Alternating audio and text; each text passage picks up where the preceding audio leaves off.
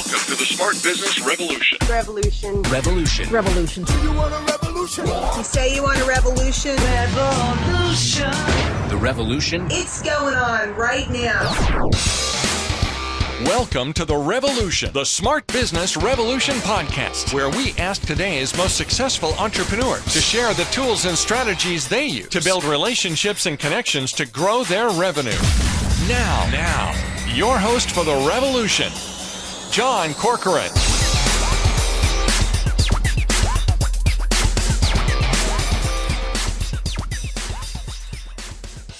All right, welcome everyone. John Corcoran here, and I'm recording this episode for two different podcasts. This is for the Smart Business Revolution podcast and also the Smart Agency Masterclass podcast. And today we've got a great interview for you. And if you've never heard one of my podcast interviews before, go check out the archives. You can search for my name and you can see we've got great interviews with agency owners and smart CEOs and founders and entrepreneurs.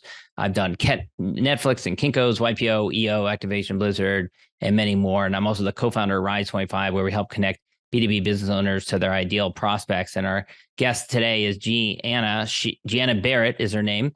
She has 17 years of inbound marketing experience at venture-backed startups, digital agencies, and Fortune 500 companies with an expertise focused on small business and technology. And she's been named top 40 under 40 of brand marketers and best in the West for financial technology marketing. Now, what I think is going to be really interesting about this interview is that about 6 years ago now, in 2016, she left the U.S.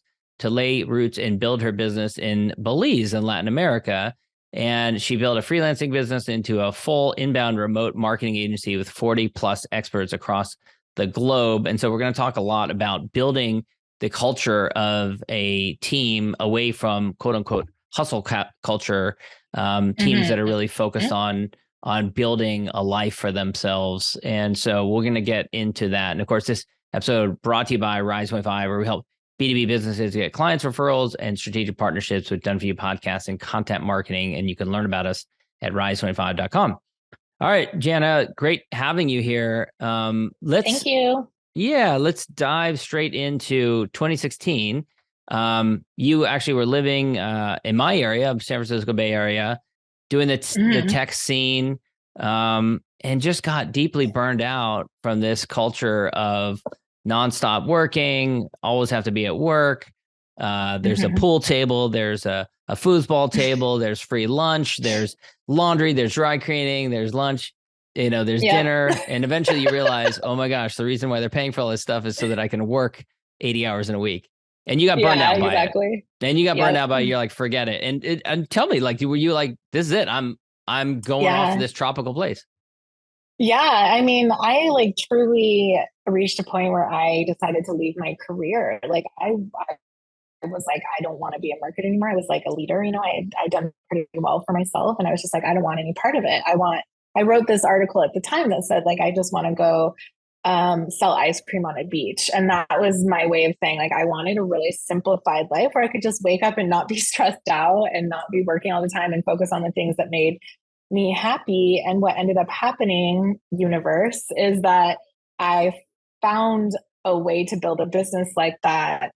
And it's not what I intended from the get-go, but it kind of fell in my lap. But so since then I've been building a business where I can still kind of, sell ice cream on a beach, but do my career and make good money and be happy and satisfied and all that.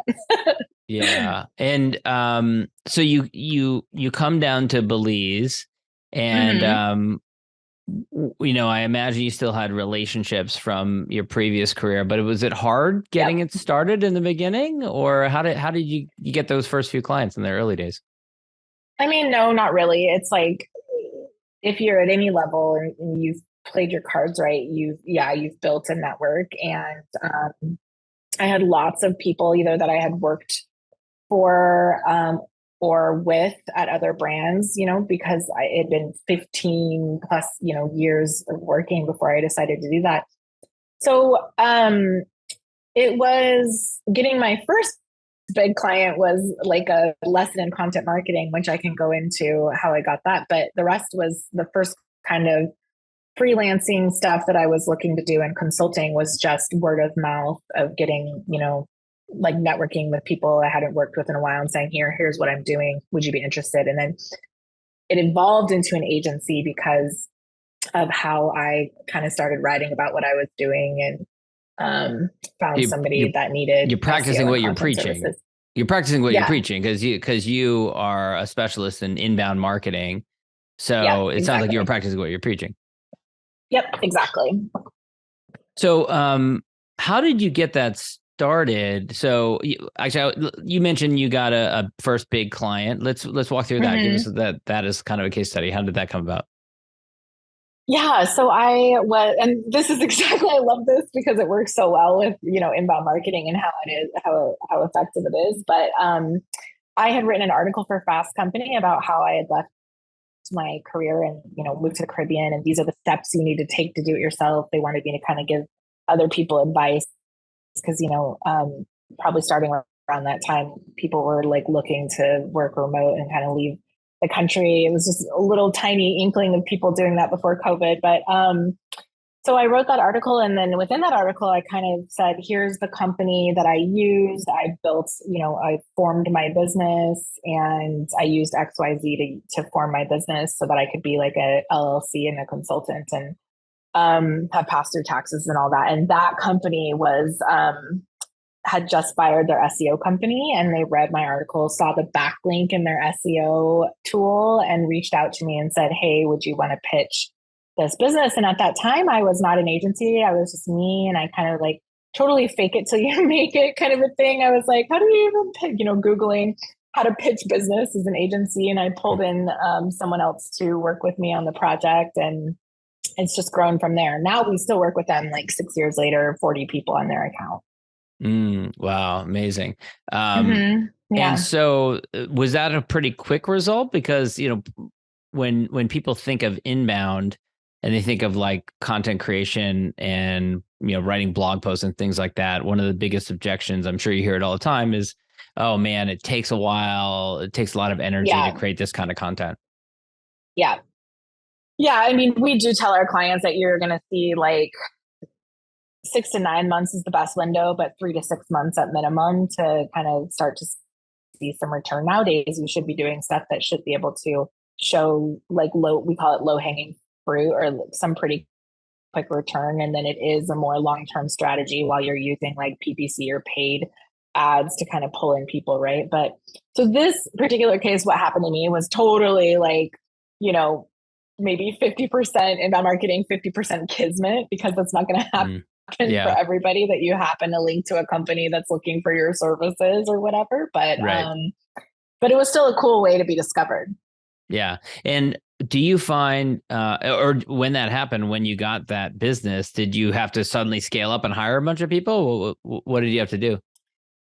Yeah, I did have to. Well, we started out small. It was like an entry level contract with like 2 consultants kind of working on SEO and content. And then from there, we've had to scale every single year just based on the services and the needs. And we've hired a lot of people, right? So year 2, it was like adding 3 people to the contract. Year 3 was adding another 5 people to the contract. So we were at 10 people. So we've just, we started out with simple kind of inbound SEO and content strategy services. And then we layered on email marketing, social media, lead generation, paid marketing for growth kind of a thing. So we've just built onto what we've been doing for them and added people year after year after year. So we're at that point now.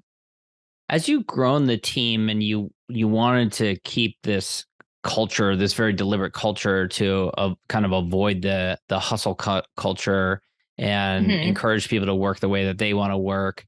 How have you ensured that as you've added team members that you've retained that culture that you want to build? Yeah. So I built First Page so I could work in the way that I wanted to work, right? Like I've always kind of thought about what the boundaries are that I would want to start working again instead of just living on the beach in Belize and selling ice cream. And it was not like what I was doing in San Francisco. And so as I started to build those boundaries and then hire other people, the culture part was still very today the most important piece of what I focus on and try to maintain, because it's very easy to start working in like the ways that we've worked all our life, or that people we've been taught is the normal way to work in America. It's very different in some other cultures. And so so I just focus very closely on like what our culture is and how we avoid working in a ways that burn people out, where they leave, they quit their jobs, they're tired, stressed out, have health problems, medical problems, miss their family and friends, aren't doing things to make them happy. Like nobody is happy like that, but it's incredible how many companies still operate with people needing to work like that. And I feel like if they focused on building more of kind of the place that we're trying to be focused on, people stick around longer and it's less money to retain people and people are happier, they're better workers, right? So Yeah. so I feel like we're kind of tapping into something here that more companies should be tapping into. Yeah. For you, as you focused on kind of having this work-life harmony, um, Mm-hmm. sometimes you see people who will make a dramatic change in their life and then over time kind of gradually slip back into old habits. How have you Yeah. avoided that from happening for you personally? Yeah, I'm just obsessive about what my boundaries are. Again, I keep using that word, right? So, like, I follow certain routines and things that I do to make sure that that doesn't happen. And I've talked about, I've outlined and talked about some of those things in other peer groups, but like I block out my calendar very specifically because I'm a better person when I move my body and I take care of my health and my fitness. So my calendar is blocked out every single morning for me to be able to do that before I get started working. I also block out my calendar for lunch to make sure that I'm eating and I'm not stuck on Zoom calls exhausted and hungry all day. And so and I make sure that my apps on my phone are very like there's boundaries with those, right? That I'm not getting notifications when I'm on vacation, during my weekends, during my off hours, or my evenings. And so I just have set kind of what works for me, but we talk about these things with people at our company all the time. Like, what works for you? What are your boundaries to keep you healthy, happy, but still delivering and doing great work, right? And it's different for everybody. So it's not like a cookie cutter approach that I could tell you. Like me blocking out morning workouts, it might not work for John. Yeah. And then on the client side, in terms of like the clients that you work with, how do you screen to ensure that it's going to be a healthy relationship with the client, that they're not going to be the one who's pushing, saying, why didn't you respond to me? It's been 45 minutes. I haven't gotten a response to my email yet. Yeah. We are a smaller like boutique agency, right? So we do kind of take on some of the business that works for us. But on the other hand, I feel like we're just very open about how we work and we, adhere and stick to our boundaries and people are fine with it. We have not had a client so far where they've been, unhappy with our response time or whatever it is. We do clearly kind of outline expectations for our team with clients and stuff like that. But we just do really great work, right? It doesn't matter if you're sitting in front of your computer, if you're like, responding at 8 a.m. or not. Like if you're delivering and you're growing and they're seeing revenue growth and they are happy with your work, they don't really care when you're responding or not responding, in my opinion. They're just happy with what you're doing for them, right? So it's really Yeah. more about your deliverables and less of like, are you sitting in front of a computer at a certain time? Yeah.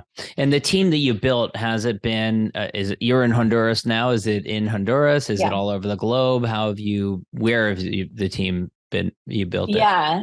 Yeah. So I was in Belize for my first 6 years of my business, and I've been in Roatan, Honduras for the last year. And the majority of our team is in the US, various locations throughout the US, but we do have global people as well. So we have people in the UK, we have people in Central and South America.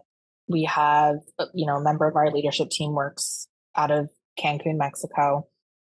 So we just have varying locations, but I would say the majority of our team is spanned across the US. Yeah. And then you got some interesting team members that have joined that have these all kinds of different passions, from running in marathons to writing cookbooks and stuff like that. Mm-hmm. I'd Yeah. love to hear more about like what the different team members do. Yeah. So that's like so exciting for me as a founder. Like there's so much that I do outside of First Page that really like excites me and that I'm passionate about. There's so much that everybody does outside of their job, right? That's like really cool and makes them who they are, and that they're excited to talk about. And so I interview every single person coming into our company, as a cultural interview. And I really like to talk to people about those things because we have like just so many side hustle moonlighter people that is great, right? We have, like you said, someone that writes recipes and cookbooks on the side. She's an editor for us as her, I don't know, day job or evening job, whatever hour she wants to work. We have someone who's really into running and has run Boston Marathon. So he trains pretty heavily and running all the time. We have a band member in a really great band, and their music was just featured on the Love is Blind on Netflix. And we have a music producer like moonlighting in New York, producing music for people on the side. So it's just like so many cool, wonderful people with really great backgrounds and things that they do. And we really like to highlight those things at First Page and like encourage people to keep doing those things that make them happy and passionate, because those people make better workers. Yeah. Have you, in the last 6 years, have you ever had to fire a client and just said to them, you know what, this is not working out. This goes against our core values. This is who we are. Mm-hmm. Yeah. Tell me about that. Yeah, for sure. I have. Yeah. I have, just because I am a little bit mama bear about my team and like in keeping boundaries and working in the way that we want to work. And we have said no for a couple of reasons. Either like we cannot do the work that we are proud of because you're not giving us access or resources, or you're not moving quick enough. Like we're just blocked, right?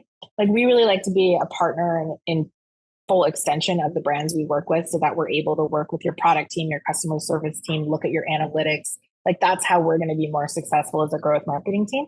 So we've said no to people that just are not like willing to work with us in the ways that we need to. And we've also said no with people that just are not treating us the way that we want to be treated. Yeah. I'm curious. I've asked a lot of agency owners this question, but take me back to March of 2020 as the pandemic starts to unfold. You're living in Belize, far away from the United States. What was that like for you? Did your life flash before your eyes? Were you afraid you're going to lose everything you built? Were you afraid being outside of the U.S. as this pandemic, the global health crisis really unfolded? What was it like for you, especially in those early days? Yeah, personally, it was like very unnerving because I was in Belize and the airports were closing down, and we didn't know at the time like what that would look like. I didn't want to be stuck away from my family, so I luckily had a rental in the U.S. that I was able to fly out of, but I did get stuck away from my home and my pet in Belize for 8 months. I was in the U.S. for that time. I just wanted to make sure I was near my family, if anything went wrong. And professionally, though, like nothing really changed. We were set up to already be remote and be used to working like that. I had gone through kind of, we work with clients that have product-led companies and tech companies, and generally in, recessions and stuff like that, like the tech scene usually is okay. So for us, our clients did not have problems. They actually, one of them had like the greatest year ever. And so the only thing that I will say that changed for us is like, our team were really struggling in isolation, like people that did not have families, who were single on lockdown. Maybe some of them didn't even have a pet, kind of a thing. I already focus on compassion and empathy and how I lead, but we really like accelerated forward and like, tell me how you are doing, like, what's going on? Are you surviving? And really having those conversations with how people are feeling and doing as humans versus, just working for me. So, yeah. Yeah. It's kind of a crazy time. And then did you find that it, ramped up even more so in 2020 as the year went on? What was the experience like later in the pandemic? Yeah, I mean, it ramped up in terms of our people's well-being with how long people had been on lockdown away from friends and family. Got worse and worse. Like into 2020 and into 2021. A lot of that didn't change. We had someone at that time in Australia that were on pretty strict lockdowns. And she wasn't able to leave a X short mile radius outside of her house for over a year. Wow. So again, just like really checking in with the team. We kind of have a policy. I hate the word policy, but we have a way that we work at First Page where we say to every leader, like, you need to start off a one-on-one conversation and every kind of check in with personal check-in, like what's going on in their life, just to kind of understand, because where people are coming from personally, like, really affects with how they're doing, how their work is, right? So just understanding what's going on with people outside of work was always really important. Yeah. You've worked with so many different companies. I'm curious as far as what you advise to other companies about getting started with content and SEO and inbound marketing in terms of like what they should do to get started. I'm sure it's heavily depending on the client that you're talking to, but amount of budget they should put into it. How do you explain to them, if for companies that haven't done a lot of inbound marketing, how they should get started and what they should do? Yeah. So there's kind of this common misperception. I think a lot of brands, especially in the product led, like SaaS tech startup world, most of the clients we work with, they invest in PPC way heavily and overly invest in PPC because the PPC is like a engine that you can turn on very quickly and you see your customers come in. But the problem is you can never turn that engine off. And it just gets more competitive and it's very, very expensive. I mean, we're talking $50 plus for one click, and how many clicks does it take to turn into a customer? So we see under investing in SEO and inbound and over investing in PPC. And SEO and content marketing, it is not a $5,000 job. Like, we also see a lot of people that want to hire an SEO agency for $5,000 to get the miracle work done, right? But it does require, you need to be having more even investment between what am I putting into PPC to get business, but then also what am I investing in the long term of my business to get my business on the first page, which saves you in the money that you need to spend in PPC anyway when we have brand awareness and people are coming into your website without you having to pay them to come into your website. So choosing that number, whatever percentage that is, it should be a larger percentage of your marketing spend than $5,000 a month, and really making sure that you're investing in high quality long-term content. These days is the name of the game, right? And continuously on your website, your blog, video content, and really solving your customers' problems. And then I want to really, ask, yeah, sorry. I was just going to say, no brand I've ever worked with in the years I've done marketing that ever not worked. Every brand I've ever seen that invests in it, really, it pays off dividends and their business grows exponentially. Yeah. So I want to ask a similar question, but related to companies that are listening to this, where they've underinvested in their team and in the work-life harmony that you're a big advocate for. Where can they get started if they want to do a better job of building that kind of work-life harmony amongst their team? Well, it comes from almost like a mindset change. You can't just make a monetary change without really buying in and believing that this is the better way to work. So having a leadership team and top-down idea that you don't need to babysit people to do good work. But second to that, if you really want to invest in making a big change, it's having a kick-ass project management system. We use ClickUp. Monday or Asana is another, competitors of ClickUp. But we run all of our work and everything through there. So if it didn't happen inside of there, it didn't happen at all. And so we're able to really track deliverables and all of the work and not care when people are working as long as they get their stuff done, right? So that core central system, that becomes our office as a remote agency. So having a really great project management system and tech stack is the most important piece to all of this. Yeah, we're huge ClickUp users as well. Switched to it a couple of years ago. It's really an amazing tool. Big fan of Gratitude. If you look around it, particularly peers and contemporaries, people who've helped you along the way, or maybe mentors who would you want to acknowledge? Who would you want to just shout out and thank for helping you?